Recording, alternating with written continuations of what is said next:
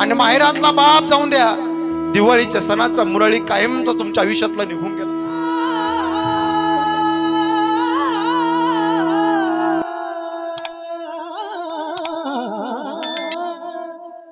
डोळे मिटून प्रेम करते तिला प्रेयसी म्हणतात, डोळे उघडे ठेवून प्रेम करते तिला मैत्रीण म्हणतात, डोळे वाटारून प्रेम करते तिला बायको म्हणतात, आणि डोळे मिटेपर्यंत प्रेम करते सज्जन हो तिला आई म्हणतात. लय प्रेम करते आई. माहिती तुम्ही सगळ्या रडाल, आई किती प्रेम करते यांना विचारा. पांढरी केस झाले, म्हातारी झाली, 60-65 वर्षाची आई आहे, आजी झाली थकली, सुरकुत्या वळल्या, गालाच्या काचड्या झाल्या, हातामध्ये काठी आहे, आणि बंगल्याच्या समोर बसलेली आहे. तिची मुलगी तिला भेटायला येऊन द्या. 30-35-40 वर्षाची मुलगी, ती माहेरातली माय त्या मुलीची पिशवी कधी रिकामी देत नाही. देते माय? नाही देत. त्या पिशवीमध्ये लोणचं टाकेल, ए बाई हा डब्यामध्ये लोणचं आहेत, घेऊन जाय, तुझे लेकर बाळ खातील. ए बाई या पापड्या आहेत, हा कुरड्या आहेत, घेऊन जाय, तुझे लेकर बाळ खातील. कांदे बटाटे द्यायची वस्तू नाही, पण भाजीपाला सुद्धा मुलीच्या पिशवीत आई देते. ए बाई या डब्यामध्ये तूप आहे, घेऊन जाय, तुझे लेकर बाळ खातील. लय प्रेम करते. महिला मंडळी, तुमच्या डोळ्यात पाणी येईल, ओर भरून येईल, कंठ दाटून जाईल. ऐका, माहेरातली माय मरू द्या आणि माहेरातला बाप मरू द्या. माहेरातली माय गेली ना, तुमच्या पिशवीत बदल झाल्याशिवाय राहणार नाही माय. आणि माहेरातला बाप जाऊन द्या, दिवाळीच्या सणाचा मुरळी कायमचा तुमच्या आयुष्यातला निघून गेला. बाप गेला, जीवनातला आधार निघून गेला. आज बापाचं दुःख काय या परिवाराला विचारा. आज 13 दिवस झाले दादा दिसत नाही. आज दोन्ही मुलं, आदरणीय प्रकाश दादा, आदरणीय नानासाहेब दादा, त्यांची मुलगी, त्यांना विचारा बापाचं दुःख काय असतं.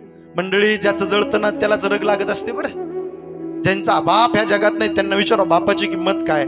आज या परिवाराच्या डोळ्यात पाणी येईल. देवा पांडुरंगा, काय चुकलं आमचं, काय अपराध आहे, सोन्यासारख्या आमच्या बापाला घेऊन गेलास रे देवा. सगळ्याच्या डोळ्यात पाणी येईल, रडाल. बाप असला की लय आनंद आठवतो. लहानपणापासून बापाने तळ हाताच्या पोडाप्रमाणे सांभाळलं दादाने. राब राब कष्ट केले. का? माझ्या मुलीचं लग्न करायचं, का माझ्या मुलाचं लग्न करायचं, त्यांना मोठं करायचं. पार काबाड कष्ट केले. नातवंडवरील लय जीव. श्याम महाराजांनी ज्यावेळी स्टेटस ठेवले ना, मी पाहिलं महाराज, हृदय स्पर्शी झालो. महाराज चुलते गेले निघून, आधारे निघून गेला. जोपर्यंत बाप जिवंत असतो तोपर्यंत नाही किंमत कळत राजाओ.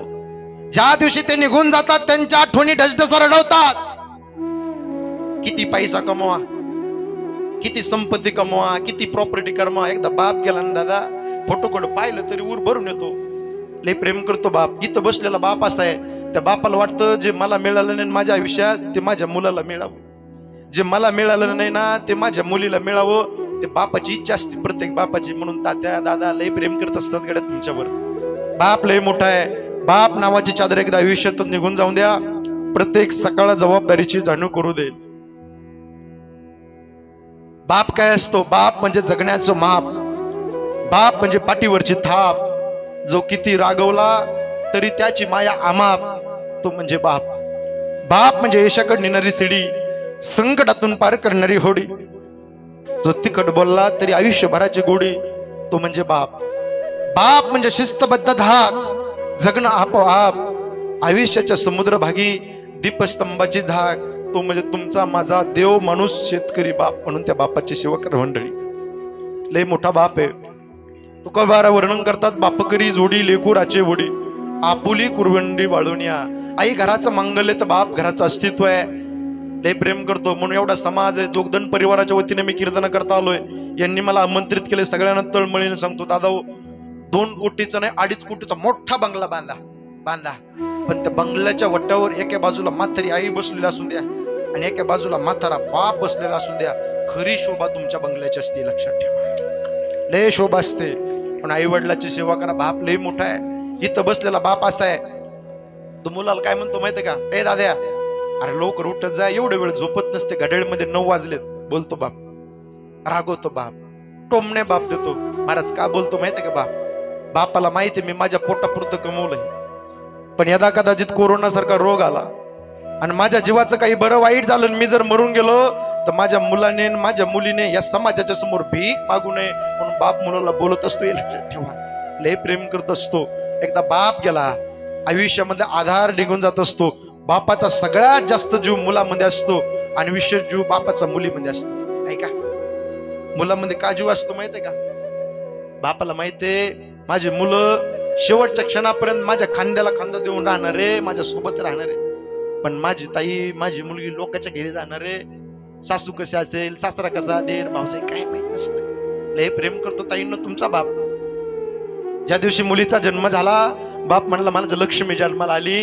एका डोळ्यात आनंद अश्रू आणि एका डोळ्यात अश्रूच्या धारा आहे त्या बापाच्या. का? माझी मुलगी जन्माला आली, माझी लक्ष्मी जन्माला आली. पण दुसऱ्याच्या घरी जाणारे परक्याचं धने डसडसा बाप रडू लागला. बापाने बोट आणला, मुलीच्या पायात घातला, वाजणारा बोट वाजू लागला आणि मुलगी पटकन खाली पडली. बापाने उचलून घ्यावं, 2 पप्प्या घ्यावे. माझी दिदी चालू लागली, माझी मुलगी चालू लागली. लय प्रेम करतो लहानपणापासून. ज्यांना ज्यांना मुलगी आहे त्यांना विचारा मुलीचं प्रेम कसं असतं. बाबा किती थकून आलात, घनसंगून आलात, इकडून आंबडून आलात, शेताहून दमून आला आणि लहान लेकर जर तुमच्या मांडीवरून बसले ना, दादा दादा बाबा बाबा म्हणले ना, तुमचा सगळा थकबाग निघून जातो. म्हातारे माणसं असले घराला शोभा असते, लहान लेकर असले की घराला शोभा असते. लहान लेकर म्हातारे माणसं घरात नसले की स्मशानासारखं घर वाटत असतं दादा होते. म्हणून बापाची सेवा करा. बाप लय मोठा आहे. मी शिवचरित्राचा अभ्यास करत असताना एक प्रसंग माझ्या डोळ्याच्या समोर रेखाटला. मी पाहिलं ज्यावेळेस गणेश महाराज, शंकर महाराज, धर्मवीर संभाजी महाराजांना असं साकडण्याने बांधलं. तळ कोकणामध्ये होते, मुकरब खानाने वेडा टाकला. कवी कलश सोबत होता. वडत वडत वडत वडत बहादर गडाला आणलं आणि असं साकडण्याने असं बांधलंय धर्मवीर संभाजी महाराजांना. बाप सांगतोय तुम्हाला, साकडण्याने असं बांधले. मोठ्या वळल्यात लालबुंद चेहरा, नजर होती ताट भाण्यादारपणा. तख्तावून औरंगजेब खाली आला आणि संभाजी महाराजाच्या जवळ गेला. ए संभाजी आहे क्या? टचकन डोळ्यात पाण्याला. का संभाजी महाराज का रडताय? दुश्मनाने साकडण्याने बांधलं म्हणून शंभूराजे रडत नाही. मला कैद केलंय शत्रूने म्हणून शंभूराजे रडत नाही. मंडळी, संभाजी महाराजाच्या डोळ्यात पाणी का आलं? आजच्या क्षणाला, आजच्या प्रसंगाला माझा बाप छत्रपती शिवाजी महाराज जिवंत असते. माझा बाप जिवंत असतात, लाख अडचणीचा सामना करून या संकटातून माझ्या बापाने मला सोडवलं असतं. मंडळी, बाप गेला, जीवनातला आधार निघून गेला, हे लक्षात ठेवा. लय मोठा बाप आहे. सचिन तेंडुलकरला भारतरत्न पुरस्कार मिळाला. त्या मीडियावाल्यांनी पत्रकारांनी विचारलं, बोले सचिनजी भारतरत्न पुरस्कार मिळाला, जगातील सगळ्यात मोठा पुरस्कार मिळाला, आनंदाच्या क्षणाला काय आठवतं? 2 शब्द बोला. सचिन तेंडुलकर म्हणतात एवढा मोठा भारतरत्न पुरस्कार मिळाला, पण मिळालेला पुरस्कार पाहण्याकरता, बरं का काका, मिळालेला पुरस्कार पाहण्याकरता माझा बाप रमेश तेंडुलकर असताना मला जगातील सगळ्यात मोठा आनंद झाला असता. याला बाप म्हणतात. बाप लय मोठा आहे. आई उचलून घेते लेकराला कुठं? कडेवरती. का? मी जे पाहते ते माझ्या लेकरांनी पाहू. पण बाप मुलाला उचलत असताना खांद्यावर घेतो. का? जे मला दिसत नाही ते माझ्या मुलाने पाहावं, त्याला बाप म्हणतात. म्हणून माझी तळमळीने विनंती आहे, त्या बापाची सेवा करा.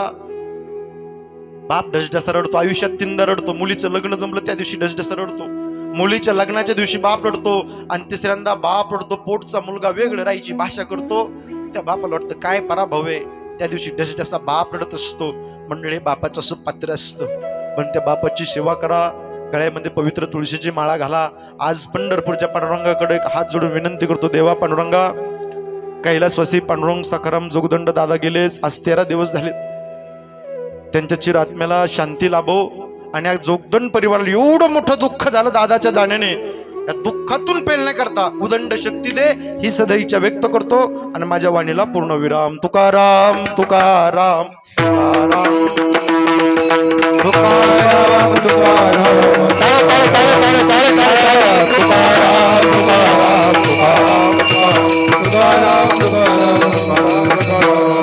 प्रते अधिकचे सरते करून घ्यावे तुमचे विनवितो असे. पायाच्या प्रसादे काही बोललो विनोदे, मज क्षमा करणे नोय संत्यंग व्यक्ती नोय. हा उपदेश तुमचे बडबडले शेष, तुमच्या कृपेचे पोषणे जन्मोजन्मी तुका म्हणे झालेली कीर्तन रूपी सेवा दादाच्या चरणी समर्पित, पवनसुत हनुमंतरायाच्या चरणी समर्पित. आणि माझ्या वाणीला पूर्ण विराम. जे योग्य असेल माझ्या गुरुवाऱ्यांचं आहे, जे अयोग्य असेल माझ्या बुद्धीचा दोष म्हणून क्षमा करा, माफ करा. गायक वादक गुणीजन मंडळी एकदा जोरदार टाळी वाजून या सगळ्या मंडळींचं स्वागत करा.